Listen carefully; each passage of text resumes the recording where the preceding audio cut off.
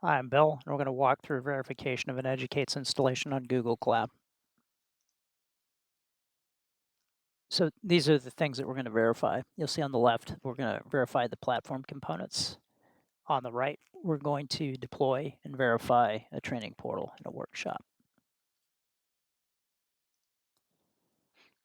Here you'll see Educate's platform architecture.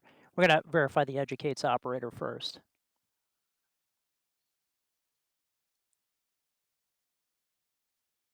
You'll see here that there's two components. We have the session manager and the secrets manager. If we dig into this, you'll actually see that the container names are operator, so that should give you a clue as well. We're not going to talk about the in-depth functionality of each one of these things. This is the subject of a future video and deep dive.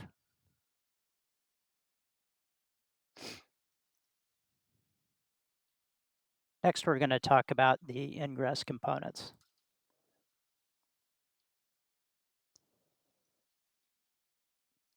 Here you'll see we have Contour. If we dig into Contour a little bit, you'll see that there's two pods running. This is for availability purposes. Also with Contour, there's daemon sets called Envoy, and you'll see in this case, this is what we call HTTP proxies, and you'll see that one of these things running on each node. We also have Cert Manager. Whoops, let me go back to deployment.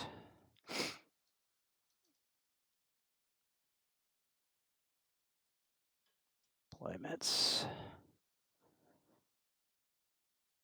And here we have Cert Manager. There's 3 deployments working with this. This is for certificate management in your cluster. And we also have external DNS as well. Along with the ingresses that we have a certificate configured as well. This is part of the Cert Manager component during the startup or the installation of your cluster. In this case, you'll see it's named Educate's Wildcard. You'll see that the ready state is true, and the status is that it's up to date and not expired. If this is not ready, your ingress will not work. You will not be able to deploy training portals or workshops. So that takes us to the end of ingress. And lastly, we have the security components that are installed in the cluster as well.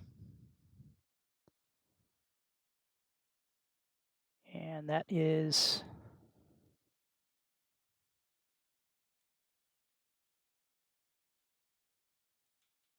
back to deployments. You'll see we have 4 deployments associated with Kyverno. And again, we're not going to go into depth in Kyverno. It's enough to know right now this is running. And that'll suffice for this video.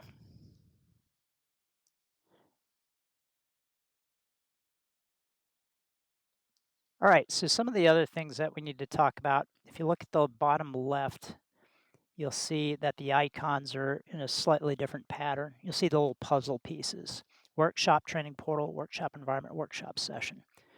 These are Kubernetes-specific APIs or custom resources. So these do not reflect workloads. If you look at the rest of the icons that have the arrow in it, those depict Kubernetes type workloads, such as daemon sets, deployments, pods that may also have associated services and ingresses. We'll see a little bit more of this later on when we look at training portals and workshops. If we are to take a look at those resources, let's actually look at workshops. You'll see we don't have any workshop resources. If we look at training portals, we don't have training portal resources. So before we can look at the workshop sessions, which you'll see those in the middle, we actually need to deploy training portals workshops so users can use it. So we're going to do that next. We're going to use the Educate CLI to deploy workshops. And if you want to follow along with this, you'll see this is publicly available. You could, if you have Educates running on your local machine, you could do the same thing. And you see here that immediately we see a training portal resource in the bottom, has a URL, has a password. I'll disclaimer right now that this is not hardened for production use. This is for development purposes. The only thing required to log in and use the training portal is going to be the portal password. Let's look at workshops. So if we look at workshops, you'll see there's a single workshop as well. So the next step is actually to launch a training portal and use it. So if we go back to training portal, we'll see we have a URL right here. We could actually post this into a browser window. And in my case, I've authenticated before, so you won't see the challenge. But if you're challenged, then we would provide the portal password. Now, what if you have developers? Let's say that you're the platform operator and you don't want to give your developers direct access to the cluster. Well, then what they can do is they can do this. They can use the Educate CLI. Maybe you're giving them read access via Educate's just minimum level of permissions to the cluster. So Educate's view credentials. And then we get, you can see that this matches the portal password. Likewise, if we do this, browse workshops. And we actually get this. And let's spin up a workshop. Let's go back to K9s. Let's look at deployments.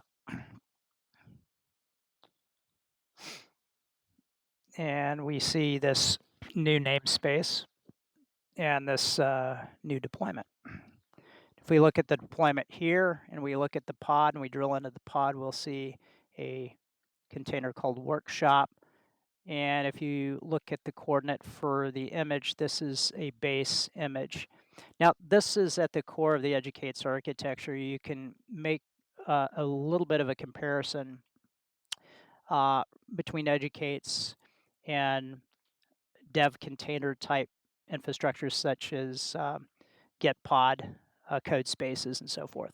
But what's quite a bit different and where Educates provides a lot more sophistication is session management. And we're going to demonstrate that here. But you can consider this as being like a dev container where users will do their work.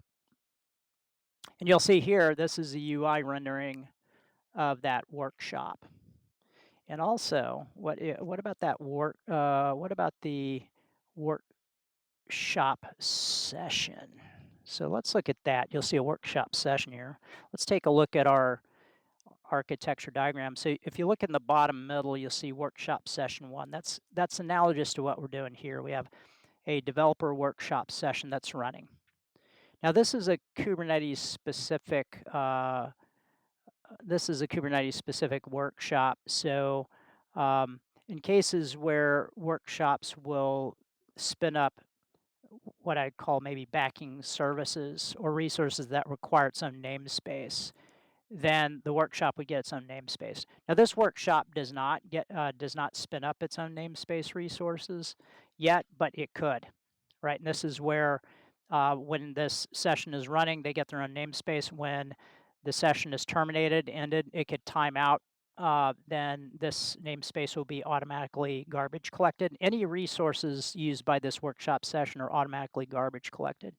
Now you compare that to like code spaces, and typically the user has control. Those machines may last for a long period of time. Educates here is really meant for either on-demand use or supervised use, where where based off the platform operator constraints as well as the author constraints, they'll actually determine what type of life cycle that the workshop session can be confined to. So let's go back and let's take a look at our workshop session again. So if we actually look at this, we can actually do things like this. We can take a look at what's running inside of our container. So this would be a lot like doing Docker on your own machine, except this is running in the cloud.